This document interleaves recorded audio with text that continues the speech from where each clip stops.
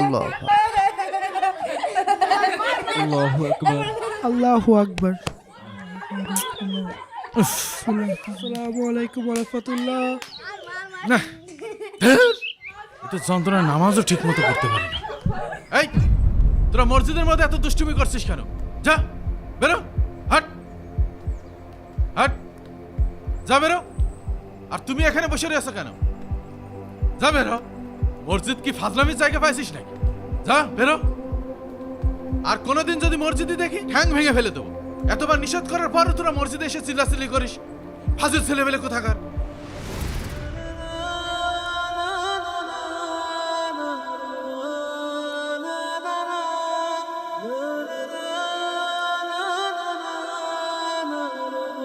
আমাকে মসজিদ থেকে বের করে দিয়েছে। আমি আর কোনোদিনও মসজিদে নামাজ পড়তে আসবো না। এই মুয়াজ্জিন কই রে? এই মুয়াজ্জিন, কি হয়েছে সভাপতি সাহেব? আমি তোমাকে অনেকদিন আগে একটা দায়িত্ব দিয়েছিলাম, মসজিদে যেন কোনো ছেলে ফেলে প্রবেশ করতে না পারে। সেই পোস্টার লাগাওনি কেন? সভাপতি সাহেব, আমি আজকেই লাগানোর ব্যবস্থা করছি। আজকের মধ্যে এই পোস্টার আমি লাগানো দেখতে চাই। আচ্ছা ঠিক আছে। বাচ্চারা মসজিদে আসবে, খেলাধুলা করবে, এটাই তো মসজিদের সৌন্দর্য। কি জানি সভাপতির কিসে এত সমস্যা হয়। না, আজও বেরোতে দেরি হয়ে গেল। ইরফান, এখনো তো নামাজ শেষ হয়নি, তুমি এত তাড়াতাড়ি চলে আসলে কেন? আব্বু, আমি নামাজ পড়িনি। কেন নামাজ পড়োনি কেন?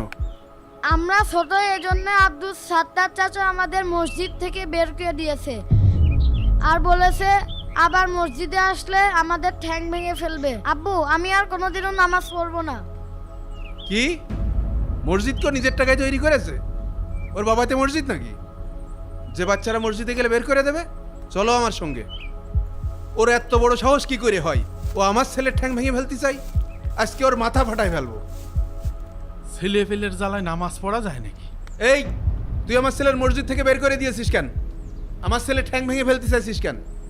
তোর ছেলে মসজিদে এসে দুষ্টুমি ফাজলামি করে, তো কি করব? আমার ছেলে ফাজলামি করে, দুষ্টুমি করে, করবে, তা তোর কি? মসজিদ কি তোর বাবাইতে জায়গায় যে তুই ছেলের ঠ্যাং ভেঙে ফেলতে চাইছিস? তুই কিন্তু কথাবার্তা সাবধানে বলিস। কি তুই আমার ছেলের ঠ্যাং ভেঙে ফেলতে চাচ্ছিস, আবার আমার সাবধানে কথা বলতে বলছিস? তোর ঠ্যাং আমি ভেঙে ফেলে দেবো। কি তুই আমার গায়ে হাত তুলবি? হাত তুলে দেখা তো, দেখি তোর কত বড় সাহস। কেন তুই কি হয়ে পড়েছিস? তোর এই, গায়ে হাত তুলে যাবে না। তুই আমার গায়ে হাত মসজিদ তুললি? থেকে ছেলে বেলে বের করে। আজকে আমি- আব্বু, ছেড়ে দাও, মা আমাকে কথা ছেড়ে দাও, ছেড়ে দাও। মারামারি শুরু হয়ে গেছে। তুই আমার গায়ে হাত আমার তুললি? ছেলের ঠ্যাং ভেঙে ফেলতে সভাপতি চাও। সাহেব, তোর এত আপনারা কি বড় শুরু করলেন সাহস? বাচ্চাদের মতো? তোর আজকে আমি মেরেই ফেলে দেবো। ছাড়েন। ছাড়েন হুজুর, আজকে ওর আমি মেরেই ফেলে দেবো। আজকে ওর আমি ছাড়বো না। ও ডেলি ডেলি ছেলে বেলে মসজিদ থেকে বের করে দেয়। থামেন, আপনারা কি শুরু করেছেন? বাচ্চাদের মতন একই মহল্লার লোক এইভাবে মারামারি করলে হয়?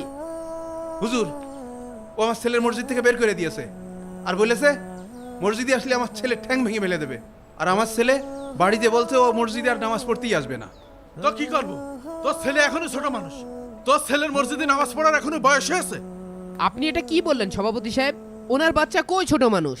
ওর তো মসজিদে আসার সঠিক বয়স হয়ে গেছে। আপনি এত বেশি কথা বলেন না ইমাম সাহেব। হুজুর হুজুরের মতো থাকেন। আমি বেশি কথা বলছি না, বরং আপনি মসজিদে এসে বাড়াবাড়ি করছেন। আপনি মসজিদে আইন করেছেন বাচ্চারা মসজিদে নামাজ পড়তে পারবে না, তো এরা কি করবে? ওরা বাসায় নামাজ পড়বে, ওরা মসজিদে আসলে দুষ্টুমি ফাজলামি করে, যার জন্য আমরা বড়রা কেউ নামাজ পড়তে পারি না। সভাপতি সাহেব, এই মহল্লার বাচ্চারা যতটা নিয়মিত মসজিদে সালাত আদায় করে, আপনি তো ততবার মসজিদেও আসেন না। আপনি কি জানেন এদেরকে মসজিদ থেকে বের করে দিয়ে কতটা ক্ষতি করছেন? আপনার জন্য এই মসজিদের ভবিষ্যৎ প্রজন্মের মুসল্লিরা নষ্ট হচ্ছে। কিভাবে নষ্ট হচ্ছে? এই বাচ্চারা যদি মসজিদে নামাজ পড়তে না আসে, তাহলে এরা নামাজ পড়া শিখতে পারবে না, মসজিদের প্রতি এদের মহব্বতও তৈরি হবে না। এরা আস্তে আস্তে মসজিদ বিমুখ হয়ে যাবে, মসজিদের প্রতি এদের ঘৃণা জন্মাবে। কিন্তু এদেরকে যদি মসজিদে নামাজ পড়তে আসতে দেন, এরা আস্তে আস্তে বুঝে যাবে যে এইটা নামাজ পড়ার জায়গা, এখানে দুষ্টম ফাজলামি করার জায়গা না। এইভাবে আস্তে আস্তে বাচ্চারা মসজিদে নামাজ পড়া শিখবে, ভদ্রতা শিখবে, আর আস্তে আস্তে মসজিদের প্রতি এদের মহব্বতও তৈরি হবে।